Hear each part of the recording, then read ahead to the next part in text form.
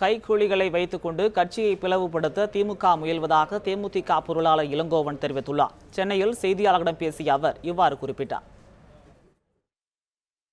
கிட்டத்தட்ட 75 லட்சம் தொண்டர்கள் உறுப்பினராக இருக்கக்கூடிய தொண்டர்களுடைய உணர்வு கேப்டன் முதலமைச்சராக வர வேண்டும். திமுகவோடு கூட்டணி வேண்டுமா வேண்டாமா என்று விவாதித்தது உண்மை, இல்லை என்று சொல்லவில்லை.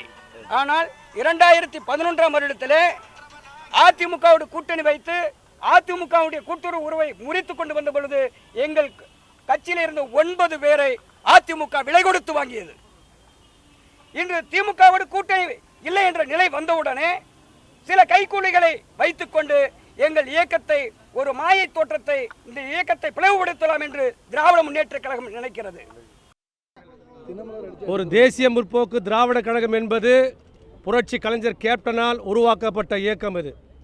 இந்த இயக்கத்தை அழிக்க நினைப்பவர்கள் கண்டிப்பாக அவர்கள்தான் அழிந்து போவார்கள்.